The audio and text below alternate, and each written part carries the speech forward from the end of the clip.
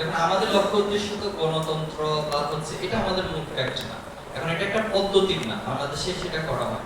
ধরুন আপনার ক্লাসে যখন আপনি চেয়ার নির্বাচন করেন, সেটা কিভাবে করেন? একজন বলে দেয় যে অমুককে মানতে হবে, এটাই হচ্ছে আধিপত্য, এটাই তো স্বৈরাচার। কিন্তু যখন ক্লাসে সকলে মিলে বলবে যে আমাদের ক্লাসে সবচেয়ে ভালো কে অমুক, আমাদের সবচেয়ে ব্রিলিয়ান্ট কে অমুক, এরপর সবাইকে ম্যানেজিং ক্যাপাসিটি কার সবচেয়ে ভালো অমুক, সবাই যখন একমত হয়ে তাকে করবে। এখন এটাকে কি আপনি পরামর্শ ভিত্তিক কাউকে নেতা নির্বাচন বলবেন, নাকি গণতন্ত্র বলবেন, নাকি অন্য কিছু বলবেন, সেটা আপনার উপর ডিপেন্ড করবে। এটা তো একটা ফ্রেমিং, একটা ডেফিনিশন, কিন্তু মূল কাজটা তো আপনি অটোমেটিকলি করছেন। তো এটা হচ্ছে আমাদের বিষয়। আর আরেকটা বড় বিষয় হচ্ছে ছাত্র শিবির তার মূল লক্ষ্য এবং উদ্দেশ্য কি।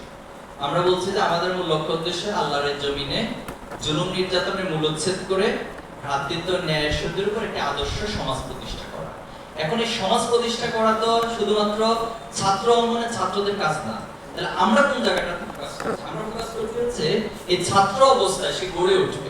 যেমন আপনি যদি বাংলাদেশকে ওভারঅল মেজারমেন্টে নিয়ে আসেন, তাহলে ছাত্রদের কেন পড়াশোনা করতেছে?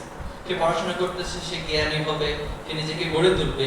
গড়ে তুলে যখন সে এই সমাজকে নেতৃত্ব দেওয়ার জায়গায় পৌঁছাবে, সে যেন প্রপারলি নেতৃত্ব দিতে পারে এবং সমাজকে সঠিকভাবে গাইড করতে পারে, সঠিকভাবে নিতে পারে।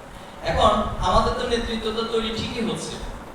আজকে ধরুন যারা সমাজের মন্ত্রী ছিল দীর্ঘদিন যাবত, এমপি ছিল, অথবা হচ্ছে সমাজের আমাদের সচিবালয় যারা পরিচালনা করে, রাষ্ট্র যারা পরিচালনা করে, তারা তো একাডেমিকলি খুব সাউন্ড ছিল, খুব ভালো ছিল।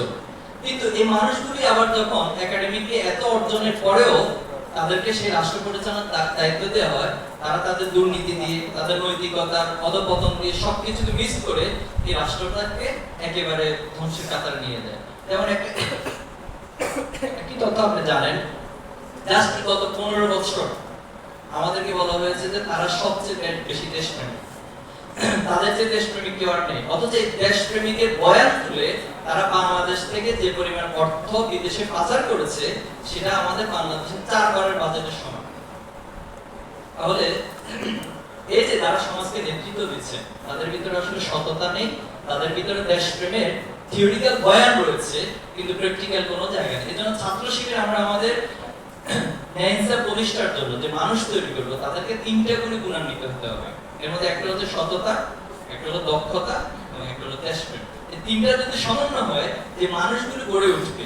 যেমন আজকে আপনি ছাত্র আছেন, আজকে ছাত্র শিবির যারা করছেন সবাই ছাত্র আছেন, এই মানুষগুলো সততা, দক্ষতা, দেশপ্রেমের মধ্য দিয়ে গড়ে উঠবে এবং ভবিষ্যতে তারা যেখানে সমাজে, রাষ্ট্রে নেতৃত্ব দিবে, সেই নেতৃত্বটা যখন এই প্রেমিকের মধ্য দিয়ে হবে, তখন সেটা আলটিমেটলি একটি সুন্দর সমাজকে নির্মিত হবে।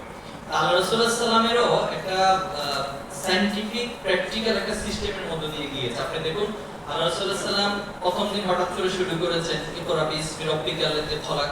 ওই দিনে কিন্তু এসে একেবারে আলিয়াউমা আকমালতু লাকুম দীনাকুম ওয়া আতমামতু আলাইকুম নি'মাতি ওয়া রাদিতু লাকুম ইসলামা দীনা। সেদিনে কিন্তু ইসলাম পরিপূর্ণ হয়ে যায় নাই, এটার জন্য সময় প্রয়োজন হয়েছে। এখানে আবু বকরের মতো ব্যক্তিত্বকে তৈরি করতে হয়েছে, ওমরের মতো ব্যক্তিত্বকে তৈরি করতে হয়েছে, আলীর মতো জ্ঞানীকে তৈরি করতে হয়েছে। এরপরে হচ্ছে খালিদ বিন ওয়ালিদ রাদিয়াল্লাহু তাআলার মতো শৌর্য বীর্যমান জিহাদ মুজাহিদকে তৈরি করতে হয়েছে।